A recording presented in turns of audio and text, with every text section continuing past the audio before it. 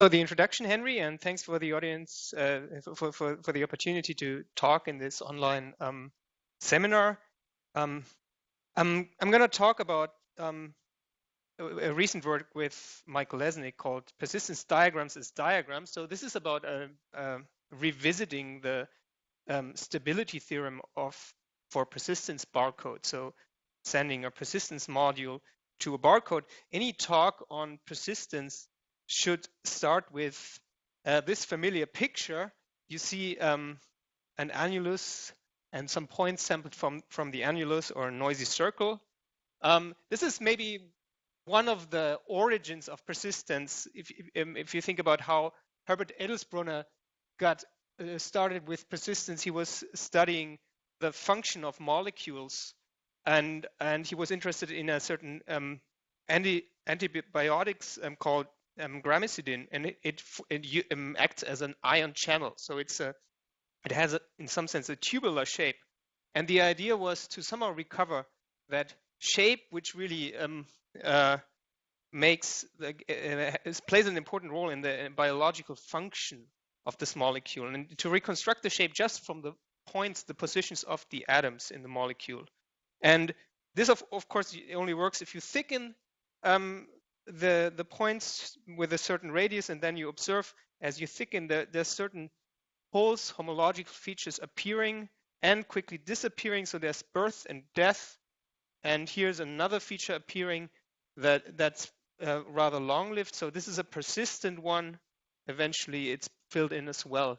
And people have tried to make sense of this appearance and disappearance of homological features in a filtration of spaces for a long time. Of course, this is a very natural question to ask. You have a growing space, you have a filtration of spaces, and you want to understand how the homology changes. And the first time that I know of that someone has talked about something like birth and death in the homology of a filtration is in Morse theory, actually, by Marston Morse in a paper from 1940. So it's pretty old. And this paper here hasn't received a lot of attention.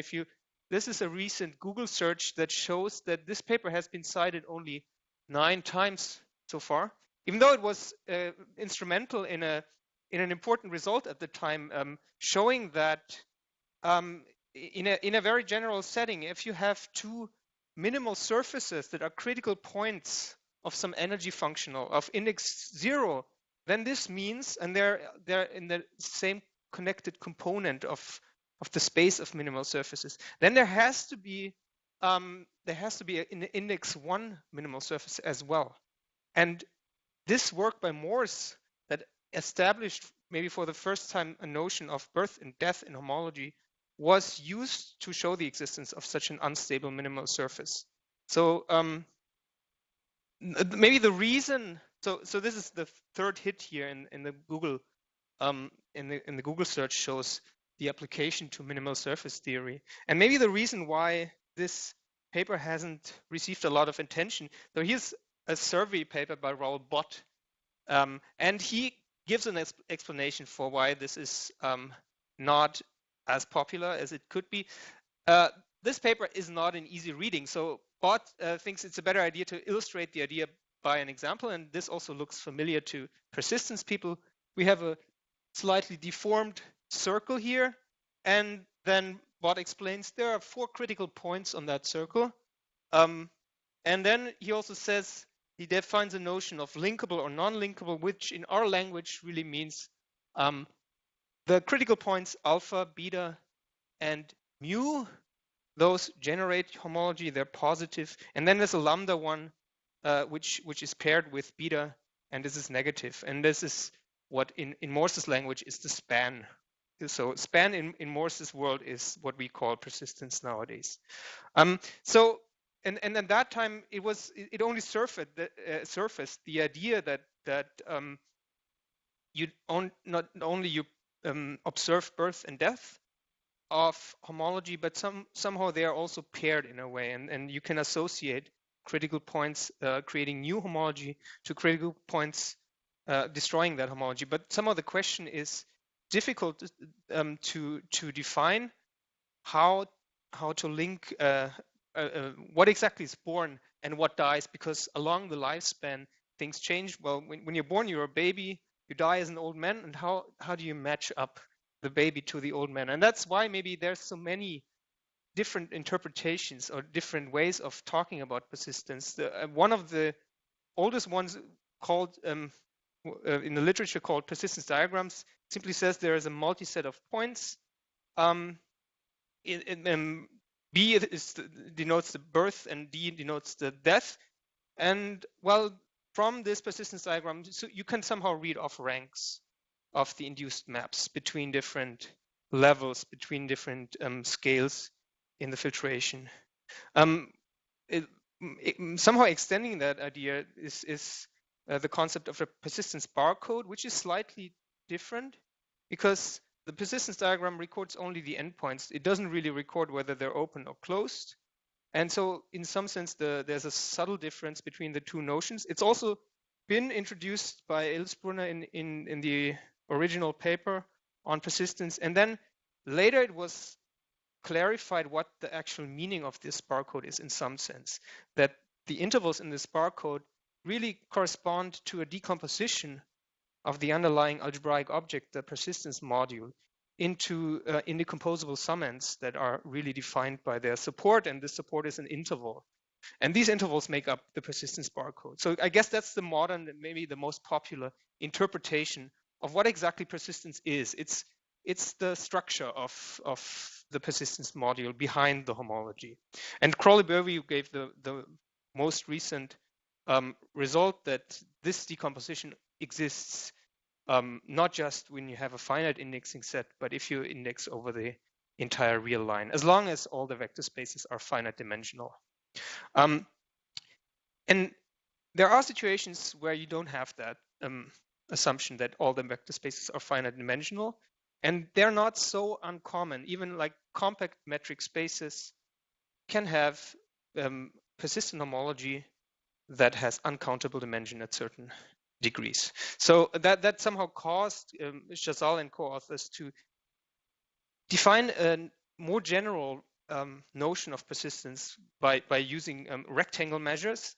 And what you do is basically in a persistence diagram, whenever you have four scales, A, B, C, and D, and A is less than B and C is less than D, you count the multiplicity of the four-step persistence module, starting with 0, going to k, then 0, and how often this occurs as a summand, as a direct summand of the four-step persistence module that you get when you restrict your persistence module M to just the four scales A, B, C, and D. And this gives you a well-defined measure, and that expresses somehow the entire information about persistence for this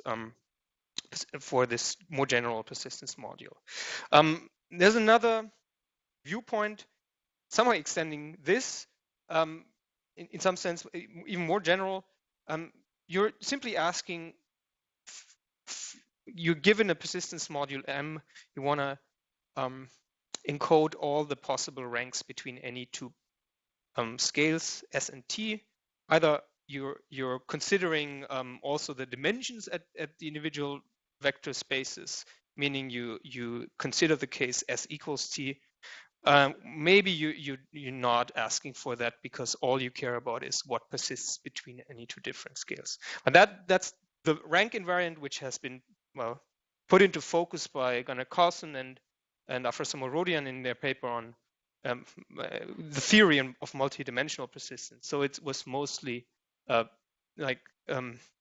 discussed in order to access multi-parameter persistence where you don't expect to have a decomposition into simple indecomposable summands.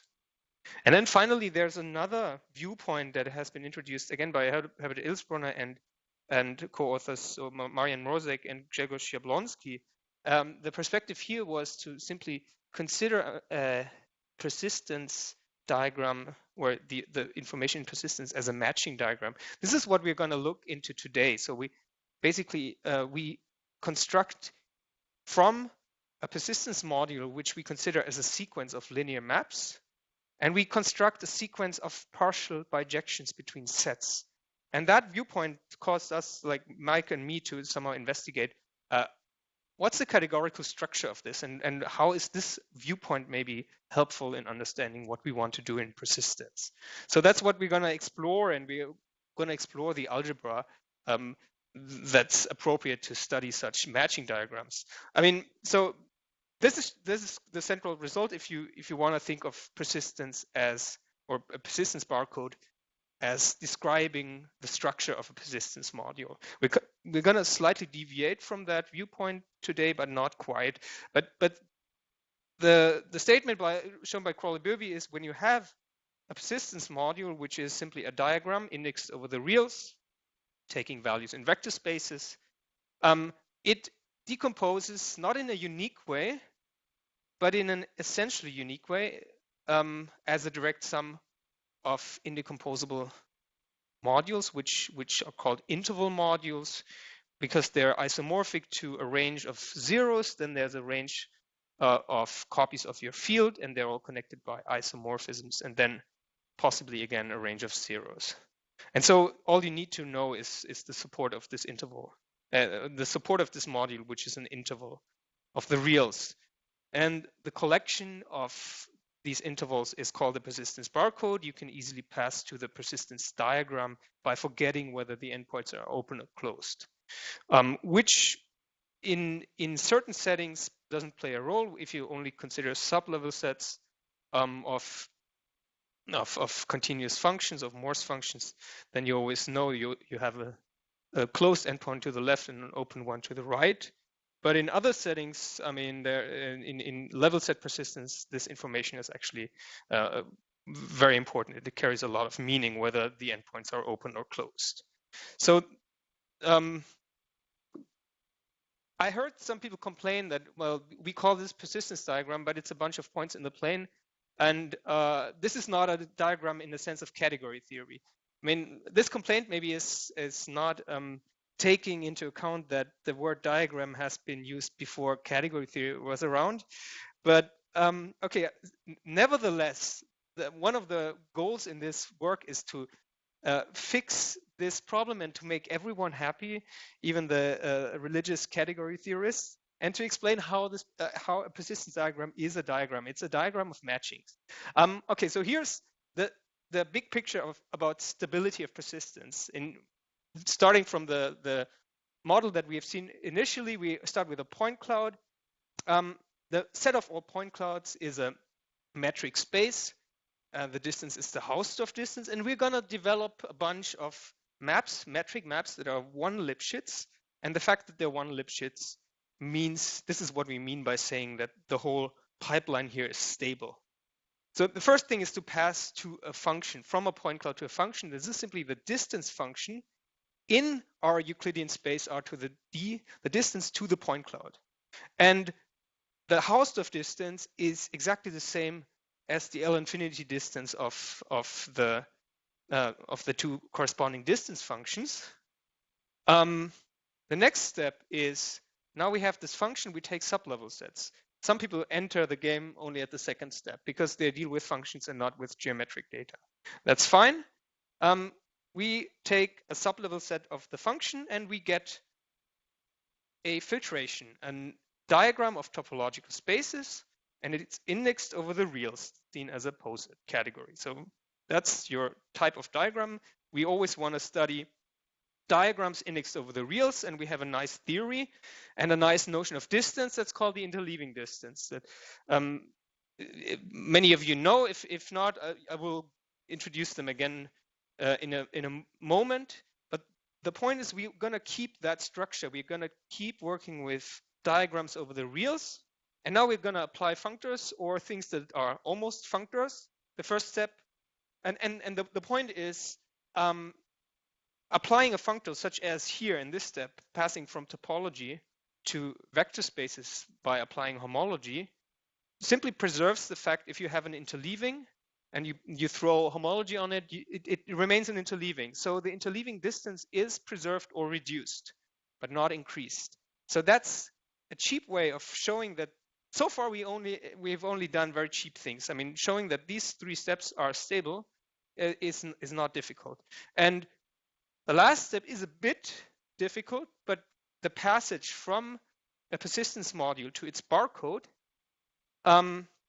is also somehow translating a diagram indexed over the reals from in vector spaces to a diagram in this new category that I want to work with today, the category whose objects are sets, and the morphisms are partial bijections. So this is the matching category here. And one of the results, the easy results in this or observations in this talk is that the bottleneck distance that's commonly defined for persistence barcode is the same as the interleaving distance of these matching diagrams. So a concept maybe that has been defined ad hoc for barcode turns out to fit exactly into this general framework of interleavings of diagrams indexed over R, which is very nice. And you invent something, and then someone invents something, and after a decade you find out that everything fits together quite nicely. So that's the category here that we're talking about. We have object sets and morphisms, partial bijections. It's a category because we can compose such matchings in the obvious way. So here's an illustration. I don't have to define it. When I have a matching between the blue and the red set, and another matching between the red and the yellow set, the way this is composed is exactly as you do it in a general category of relations. So a blue point is matched to a yellow point if there is a red point in between that's matched to both. So that defines a composition. And so this is a nice category. It also has some properties of homological algebra. You have kernels, co-images, and images, and co-kernels. The kernel is simply the unmatched elements on the domain, on the co-kernel, the unmatched elements on the codomain. So, and there's actually quite a bit of homological algebra that you can do in this category. Turns out it's an example, and maybe the simplest example of what's called exact category in the sense of Puppe. There are several definitions of exact category. So the term here is Puppe exact. What that means is we have a zero object in this category. We have all kernels and co-kernels. Every monomorphism is a kernel, and every epimorphism is a co-kernel of some map. And the last one is something I'm going to work with a lot. Every morphism has a factorization into an epimorphism onto the image, followed by a monomorphism from the image. So a lot like linear algebra or abelian groups, but here much simpler, even simpler. This is probably the simplest category in which you can do something like homological algebra. But you have a notion of exactness, and you have this important tool of epimonofactorizations. Okay, so that's our new favorite category. Here's something that keeps it from actually being an additive category or abelian category. It doesn't have the usual notion of categorical products, which is not a problem to us because it turns out we don't really need a lot of we don't need products in what we try to do with persistence. So actually we don't require an abelian category to get where we want. Okay, so that's what we want to work with, and now let's look into how we can interpret a barcode, which is simply a collection of intervals, and we want to interpret that as a diagram of matchings indexed over the reals. So if I have a barcode like the one on the left, well, what's I need to assign to every real number a set, and to every pair of real numbers a matching between these two sets. So the set at index t is simply the collection of intervals in the barcode that contain that value t. So that's one set. And now if I have two values s and t, then the matching is simply given by the collection of intervals containing both s and t, and all the others are unmatched. Like all the intervals containing s but not t, this is the kernel. The intervals containing t but not s is the co-kernel. So that's very straightforward. That's how you turn a barcode into a matching diagram. And the other direction, when you have a matching diagram, here like illustrated only in the discretely indexed case, 3 indices, you can already see what you need to do. You take equivalence classes. You form equivalence classes of matched object. You collect the indices of these objects in the equivalence classes, and they form intervals. And that's how you pass from any barcode back to a matching diagram. Sorry, from any matching diagram back to a barcode. And turns out you can extend this into an equivalence of categories, saying that the category of barcodes is equivalent to the category of matching diagrams. When I say this should maybe not quite make sense because, well, it's clear what the category of matching diagrams is. This is a functor category. But for barcodes, we only know the objects. We don't know the morphisms. And in a sense, we know what the morphisms are when we declare that we want to have an equivalence, because we just read off what we observe in the category of matching diagrams, and then we interpret that in terms of intervals, in terms of barcodes. So the data is given already, and we just need to reinterpret what we learn from matching diagrams, and we express it in terms of barcodes. So that gives us the category that has barcodes as objects. So barcodes here are some disjoint union of intervals. Every interval in the barcode has a name, which is different from just saying this is a multiset, where you don't really have a way of distinguishing equal copies of an interval. So this kind of multiset has intervals with the same type that are distinguishable. That's important to make it equivalent to this functor category. So what are the morphisms? They're called overlap matchings of barcodes. So let's say U and V are barcodes, and overlap matching means we only match intervals, an interval I. So this goes from U to V, and it doesn't go the other way. So I is an interval in U, and J is an interval in V, the other barcode. And if they can be matched, if they overlap as illustrated in this picture. It's better to look at the picture than to read the text. So this is what we call, we say that I overlaps J, or overlaps above. Both the right endpoint as well as the left endpoint are greater or equal. And they have to have a non-empty intersection. That's also required here. And that means so that the composition of such matchings is not just the composition of matchings in the usual sense, but so if we compose, here you see 2 cases.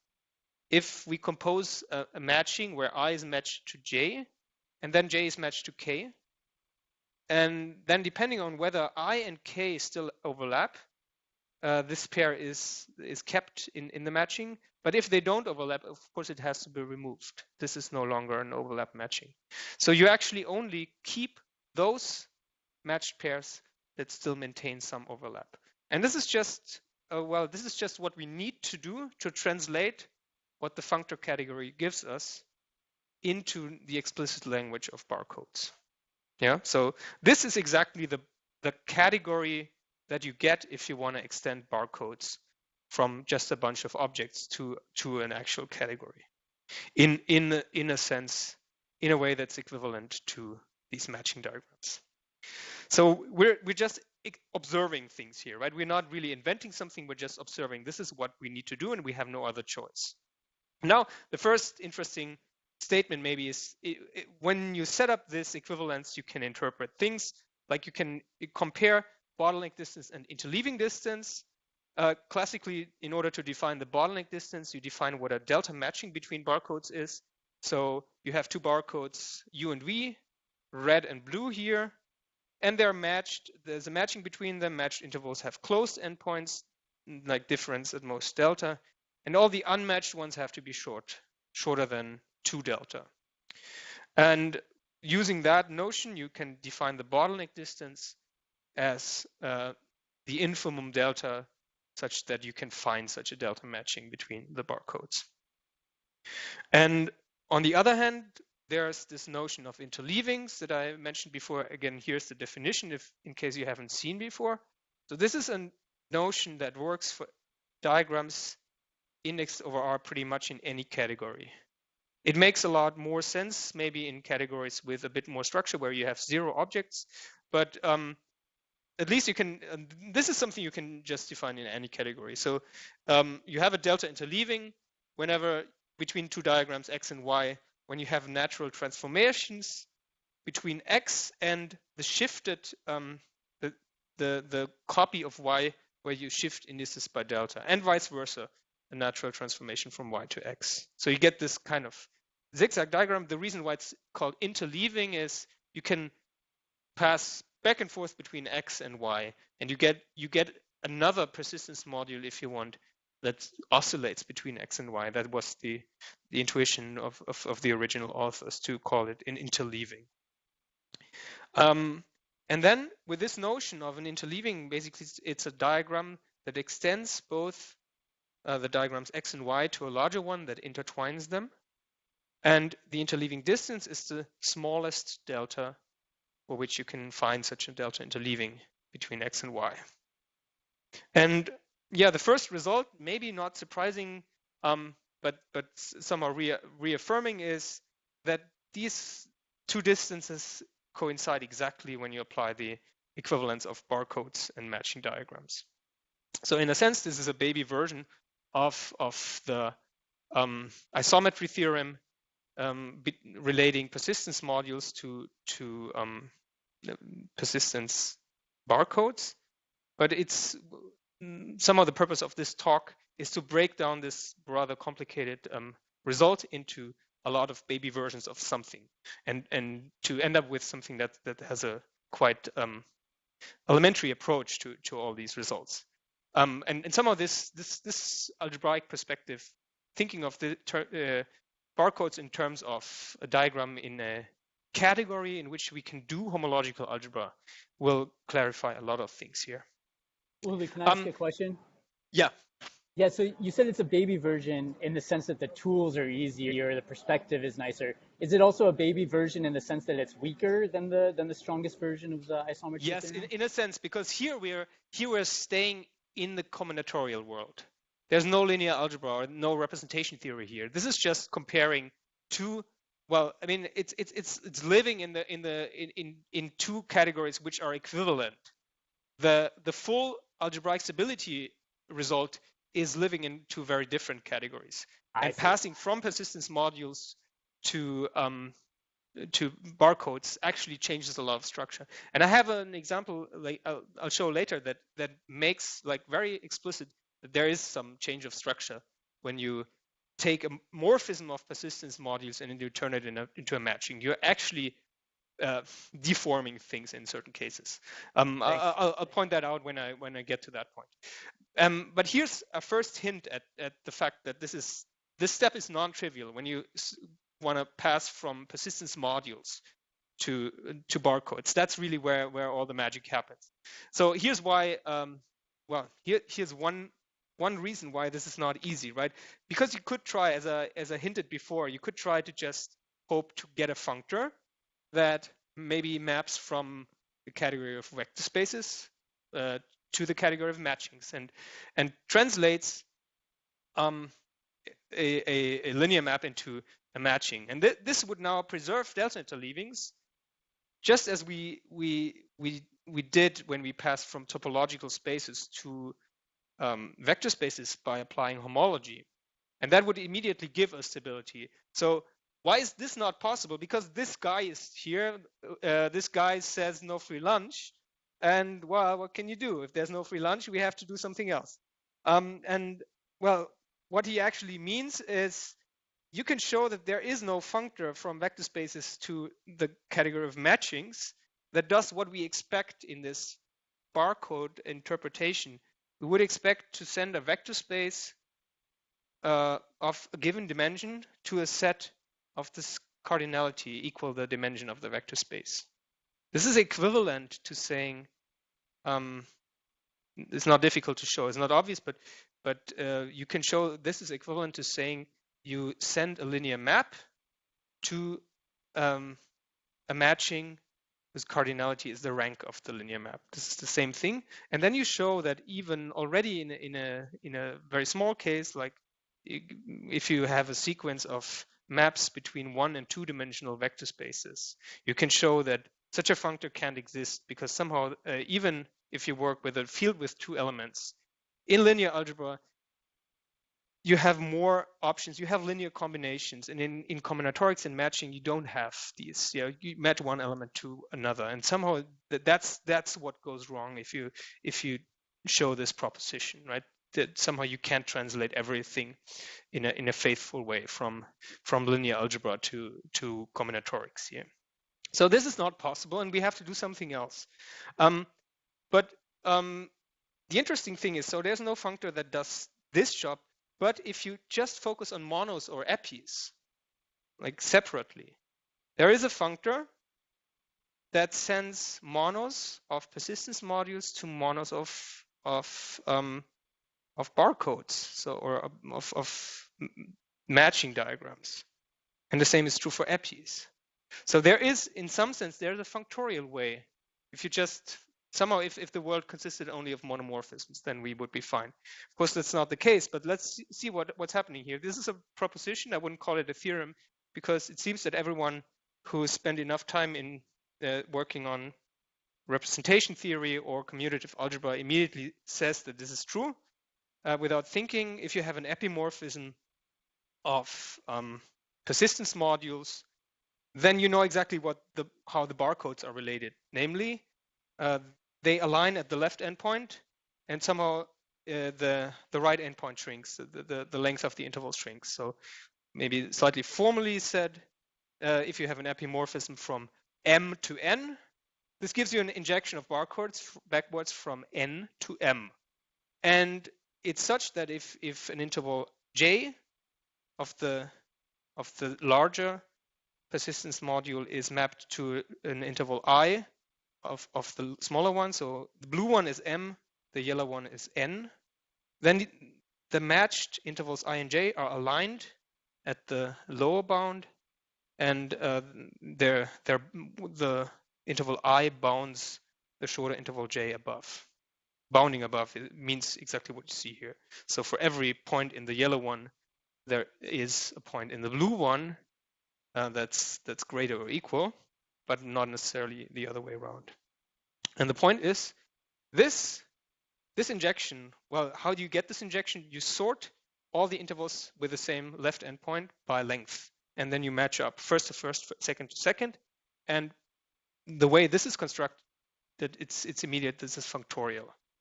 And it's only one step away to show that it's functorial. And there's a dual construction. If you just flip everything, swap left and right, below and above, and epi and mono, you get the analogous statement for monomorphisms. So you know exactly when you have monomorphism or epimorphism of persistence modules, there is a matching between the barcodes. That's an induced matching. And what do you do if you have a well, maybe before we pass to the general picture, let's now take our new perspective on barcodes and see what a kind of slick way of phrasing this rather geometric picture looks like in the new brave new world of matching diagrams.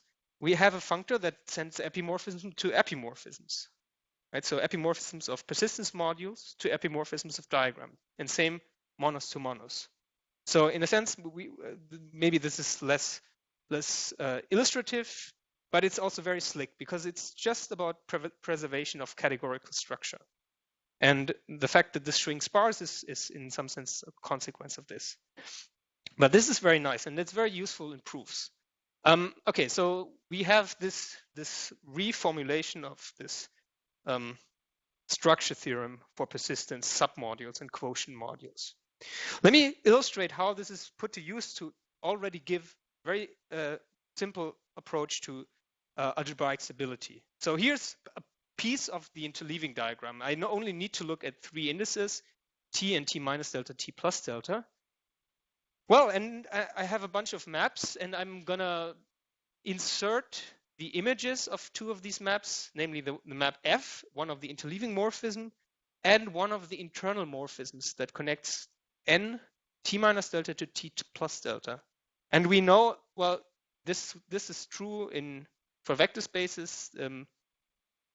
The maps factor have an epi monofactorization through the image, and we get these monomorphisms and epimorphisms. So I'm going to be interested in the 3 morphisms entering or exiting the image of ft, and I'm going to do nothing but apply the structure theorem that we have seen before, and that will already tell me that that the intervals have to be close. I get lower and upper bounds, and maybe this gives me a statement for the lower upper bound, the lower bound, and then you dualize and get the other statement for the other endpoint. So what do you do? Here the colors are matched up. So blue here is blue here. I look at a single interval in the barcode of n. I shift it to get the one the corresponding interval in the barcode of n shifted by delta, which is the persistence module corresponding to this single vector space here, then index t. So that's my starting point. And now let's see. Because the image of f is a submodule of n shifted by delta, I know that this interval has to be aligned the right end. Now, because the image of this internal bonding morphism is again a submodule of both the image of f and also the n shifted, there's another even shorter interval, and I know exactly, I know again what this interval looks like. The green interval, it's exactly the one I started with, but shrunk from both ends by delta. So now I nail down the left endpoint of the image of f precisely with an interval of plus minus delta around the original endpoint. But this endpoint here is the same as the one, the corresponding one I get in some, there has to exist some interval in n. I get this injection. So there is some interval that I get this way in the barcode of m, and that endpoint is close. And this is a matching. So somehow what's emerging from this argument is an induced matching that I get from composing a monomorphism induced matching and an epimorphism induced matching. So I take the epimonofactorization, I apply induced matchings individually in the functorial way, and then I compose. At this point, it won't be functorial anymore, but that's enough to see, well, so these endpoints must be similar. And of course, this is assuming that this yellow interval exists in the image. But you can also, if a similar argument shows, if it doesn't exist, then the original interval has to be short. So in some sense, there's 2 cases to consider here. But that's really the core of the argument. It's very simple, but it shows how you come about with this idea of constructing induced matchings, right? So now we look at general morphisms of persistence modules. We take the epimonofactorization through the image, and we get an induced matching by simply composing these 2 injections of barcodes that we get from the functor for epis and for monos. So I can interpret injections as matchings, and then I can also turn around the direction, and I get this matching here. Here's an illustration, right? Here's a barcode for a persistence module M. Here's a barcode from N. Here's the barcode for the image of some morphism between them. And now you see the long interval in M is matched to the unique interval in N through this interval in the image, which is aligned with both. And here's a theorem that's kind of extracting an idea from the stability proof that we just seen, but somehow making this an algebraic observation. We have a morphism of persistence modules f from going from m to n, and we assume so this morphism has a kernel. This kernel f is another persistence module, and we assume it's delta trivial, meaning whenever I go from one index t to index t plus delta, I get the zero map. So in a sense, in terms of barcodes, this means that all the bars are shorter than delta.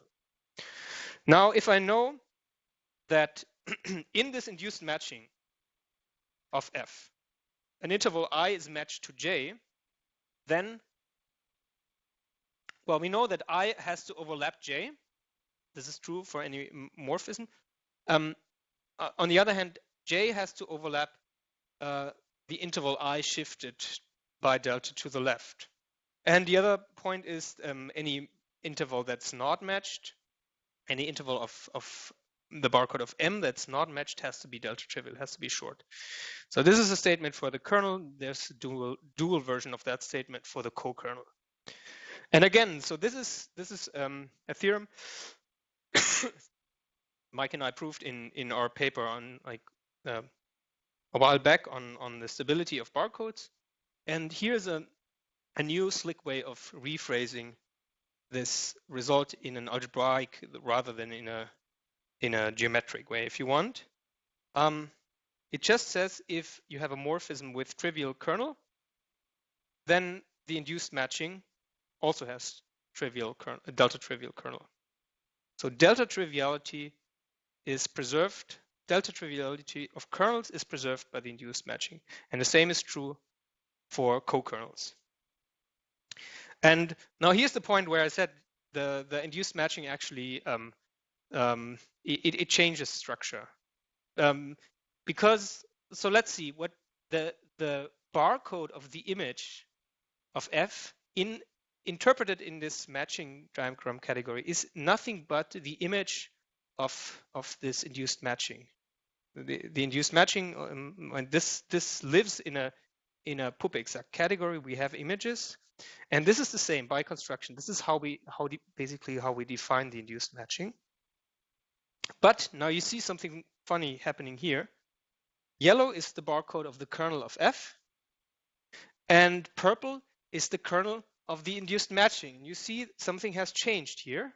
So we always have that the barcode of the image is preserved, but the kernel can actually change, right? So initially, and what's happening in this example, the triviality of the kernel decreases. Before we had a long bar in the barcode, and now somehow the long bar is split up and rejoined into two shorter bars. So the map, from this picture, you can guess what the map has been. It's the map that sends both the long interval in m and the short interval in n with a coefficient of 1 to that interval in n. And that gives you this this kernel barcode here, but in fact you can read off, so the kernel of the induced matching, this consists simply of everything that's not matched by the induced matching diagram, so that we see only the long interval is matched, but only up to the point where it can be matched to something in the red interval. So this is exactly why this kernel diagram here arises. Here's a part that's a part of the blue barcode that's unmatched, and here's an entire interval, the blue barcode, that's unmatched. So you see the induced matching actually doesn't really, like, it loses some information from the morphism of the persistence module, because all it sees, like the only thing that sees about the morphism f is actually what its image looks like, and not how this image actually sits as a submodule of n or as a quotient module of n. And there are different ways, and these would lead to different kernels here, different structures of the kernel of f. Okay, so that's kind of a clarifying picture that really explains what's happening when you pass from persistence module and morphism. to matching of barcodes. So here's something interesting, like when you want to do the exercise and prove things again in this algebraic perspective. You can again we wanna study a morphism between persistence diagrams M and N, and this could happen in any pup-exact category. And we're going to give an equivalent definition for or equivalent criterion for what it means to have a delta trivial kernel or co-kernel. So we consider the epimonofactorization of F, and let's also consider a shift morphism from M to its shifted version. That's simply given. So this is a natural transformation that's simply made up from internal maps of M. And then you can use simply a diagram chase to prove the following equivalent statement. So the kernel of F is delta trivial if and only if the image epimorphism that projects M to the image of this map S here, to the image of the shift map. And if you can somehow squeeze in your epimorphism Q from the factorization of F, like into this projection of M into the image of the shift, this is the same as saying the kernel of F is delta trivial. And dually, you have a condition like that for the co-kernel. This is something that, in some sense, you have seen this before when we talked about the algebraic stability proof. I started with an interval, then I had a shorter interval of the image, and I had a yet shorter interval. Well, that was actually an interval in this image of S here, basically. So you have seen this before. The point is here, what we've did in this proof, actually, it works for interleavings in any exact category. So it works at the same time in vector spaces, but also in this matching diagram category, which is nice. And we're going to use this, that we can think about delta triviality in terms of this factorization. So I'm gonna give a very simple proof now of the induced matching theorem using this condition for delta triviality. Well, the theorem says, I'm going to show it first only for monos, or only for epis here. I have an epimorphism with a delta trivial kernel, and I want to say the same is true for the matching induced by this epimorphism. So I start with an epimorphism of persistence modules. I get a delta trivial kernel of the corresponding matching diagrams. Again, if we're going to use the equivalent condition for delta trivial kernels from before. So S is again this shift morphism.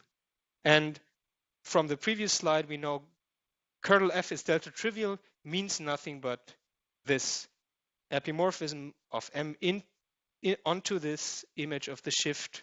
It factors through F in such a way. F followed by another epimorphism. And now we can apply the fact that the induced matching is functorial in epimorphisms. So if I have this sequence of epis, I can simply apply the induced matchings and get another I get another sequence of epis now in the diagram of matchings. So and now I can, since my previous theorem works both in vector spaces as well as in matchings, it works in any exact category. What I have here is exactly saying that the kernel of the induced matching is also delta trivial. So you see how simple the argument gets when you use this viewpoint of well, pretending we're still in vector spaces in a sense, right? We're handling matchings in the same algebraic way as we handle vector spaces. And so this is somehow, well, we're using the fact that the image, as I said before, the image of the induced matching is simply the barcode of the image of S. And that's somehow the gore details that are hidden under the rug here to give you the impression that this is really super simple. But in a sense, like in spirit it is, right? And then only if you start writing down the details, it gets a bit longer than this. Okay, but Now, of course, this is the induced matching theorem for monos and for epis, but now it's very easy to get it in all its full glory for general morphisms, because again, you take an arbitrary morphism, mono epi, and then, well, the kernel of the epimorphism in the splitting of F is exactly the kernel of F itself. And if that is delta trivial, then so is the kernel of the induced matching of the epimorphism, which by construction is exactly the kernel of the induced matching of F itself. Done. And then you do the same thing dually for the co-kernel of the monomorphism in the splitting. So this proof is even shorter. Yeah. And here's another very short proof of the algebraic stability theorem. Well, once you have the induced matching, this is very simple to establish that the interleaving distance of two persistence modules equals the interleaving distance of the barcodes. Forward direction, you simply observe if you have an interleaving morphism, a delta interleaving morphism, that means the kernel and the co-kernel of this morphism are two delta trivial. This is basically another way of expressing the interleaving condition. By the induced matching theorem, the same is true for the induced matching of this interleaving morphism. And well, this can be shown to be equivalent to the two barcodes BM and BN being delta interleaved in the category of matching diagrams. So that's one direction, and the converse direction, you passing from matchings to vector spaces, you simply apply a kind of free functor generated by the elements in your set, and somehow the obvious linear map that corresponds to a matching. So the algebraic stability is a very direct consequence of the induced matching theorem here, as you can see. Okay, but here's another thing that I want to go into that's somehow showing how this new perspective on barcodes is interesting.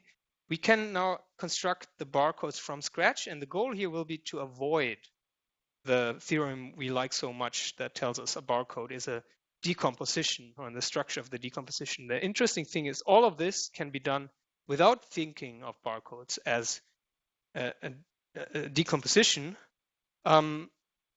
So what we want to do, what we're going to develop is to turn a persistence module into a matching diagram, and the sets at each index should be natural numbers starting from 1 to n, and that number n should be the dimension of the vector space at the corresponding index. So, and I'm gonna develop the formula is quite surprising if you don't develop the ideas that lead to that. So I'll try to do that, and to get there, I want to work with a barcode, and let's assume I have this decomposition, and then I will realize that I didn't need it.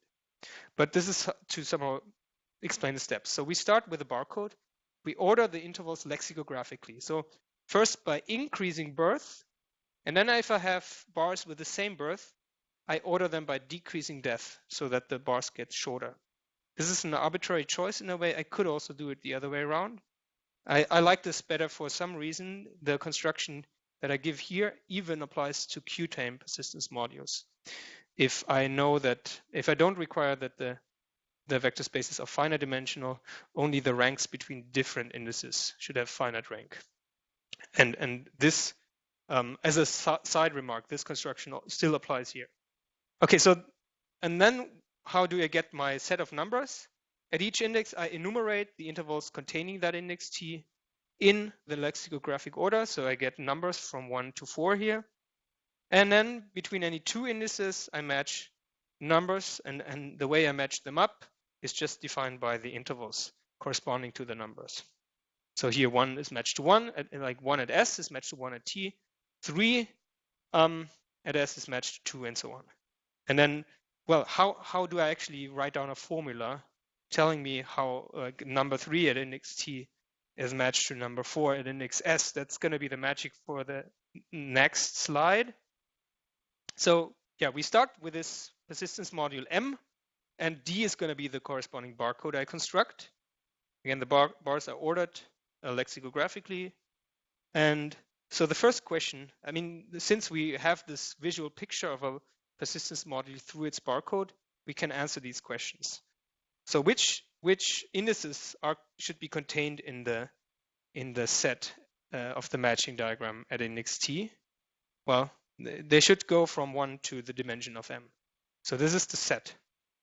I have specified almost the entire diagram. Now I need to specify how things are matched up, right? This is the next question, the harder question. So given two indices s and t, which of the elements, first of all, what is the image? Which elements are matched and which aren't matched?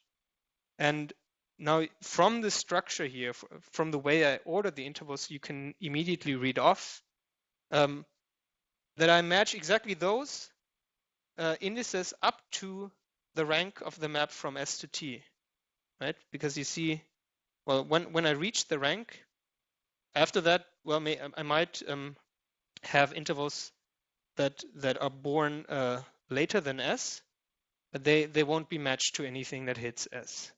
So these are kind of observations that you can also prove, but I just want to give you an impression of how this comes about. So now I know what the image is, what's the corresponding i's for these j's. So y is 3 at t matched to 4 at s.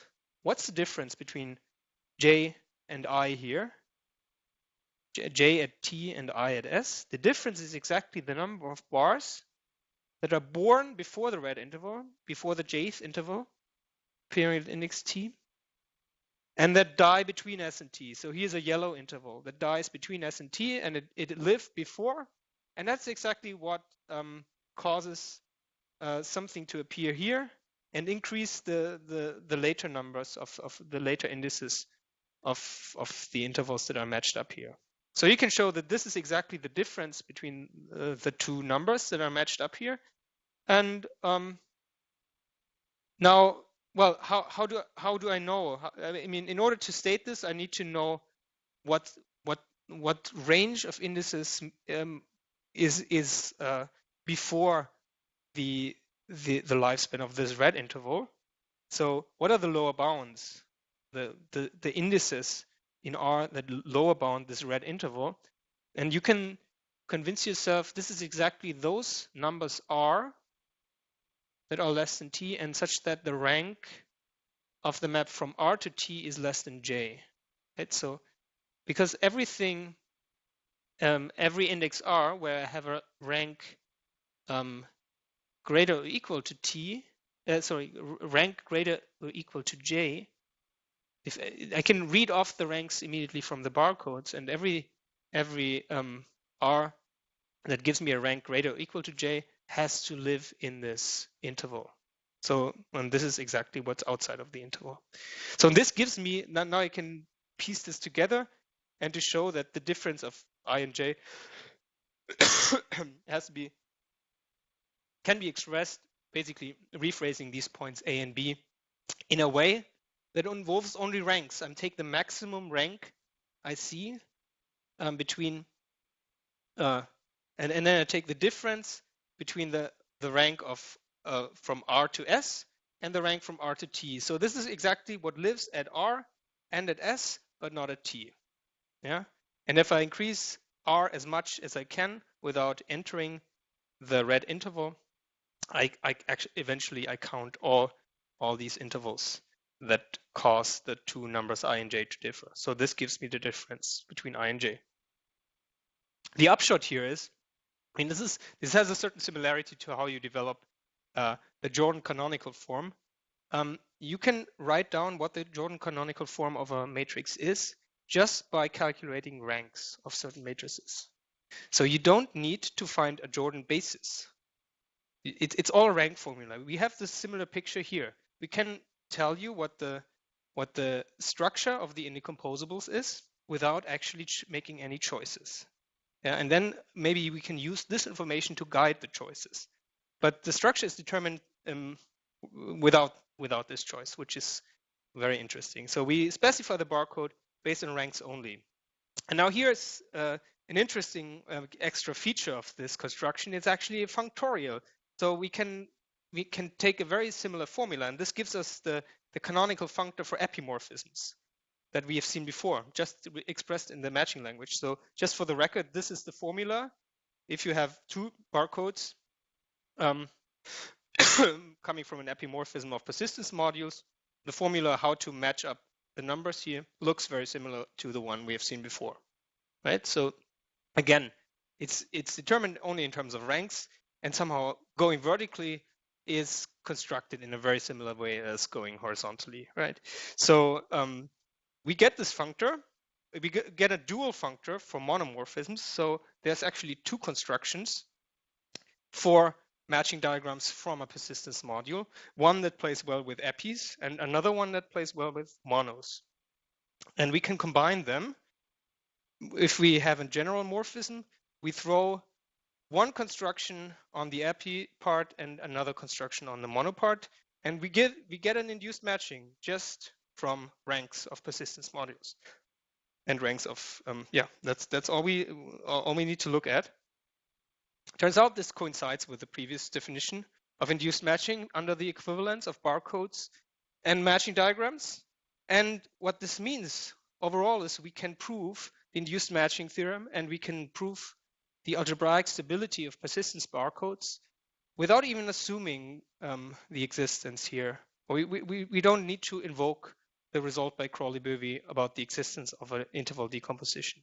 In that sense, we are somehow stepping back from the viewpoint that a barcode is purely a description of the structure of a decomposition. It's something different, or I mean, it's also that, but you can also view it as just basically an object that determines the rank invariant, which is enough to describe this barcode. I mean, and you get the same barcode.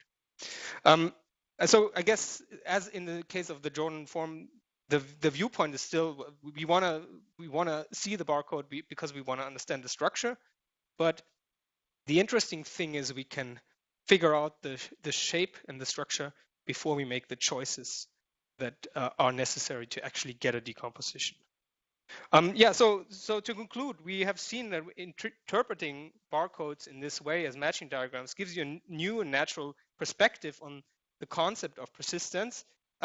And this algebraic structure of interleavings that you get when you study interleavings in arbitrary Puppe exact categories really sheds new light on the arguments and what's happening in behind the scenes in the proof of the induced matching theorem, and also in the stability theorem, the algebraic stability.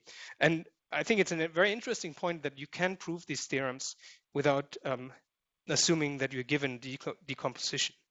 And like a long-term hope is that these ideas and concepts could provide a new perspective for generalizations of the central result of algebraic stability.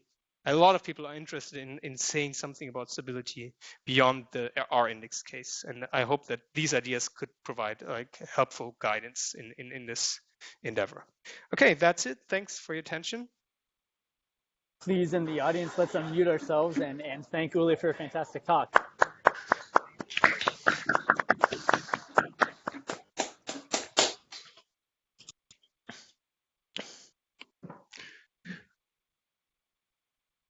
Henry's frozen. Oh, yeah, and disappeared. Yeah, any questions? Also from the local audience in Munich.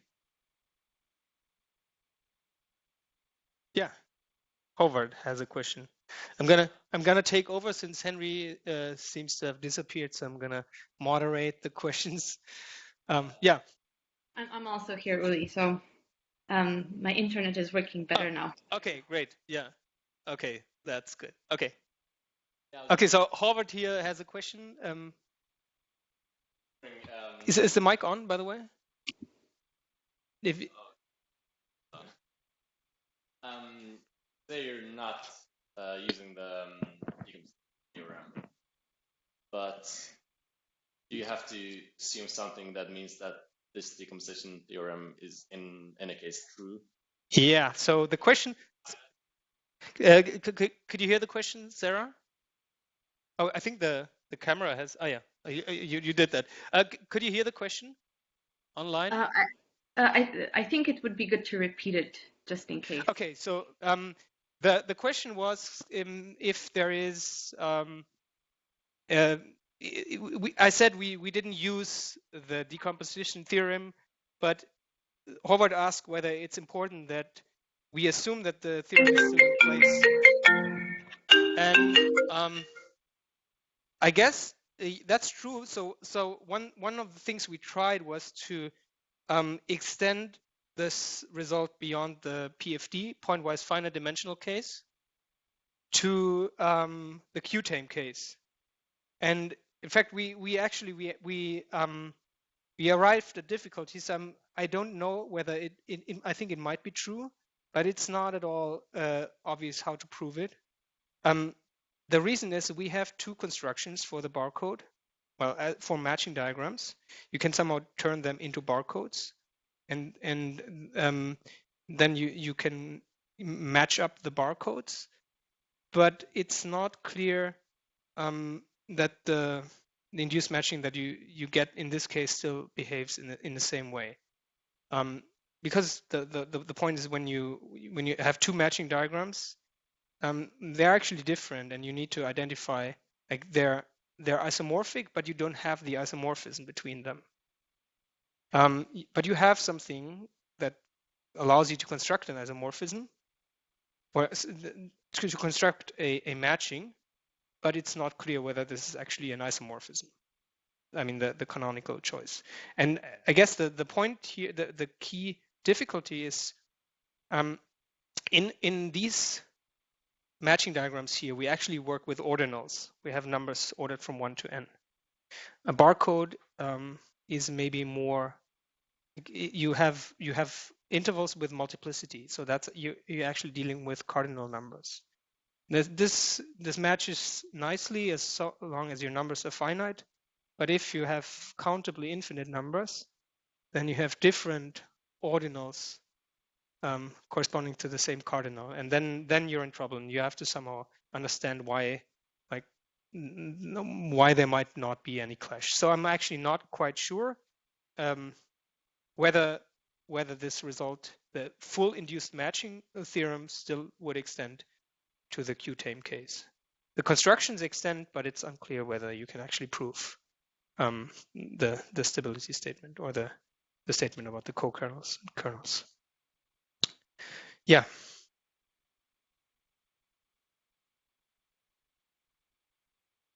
More questions?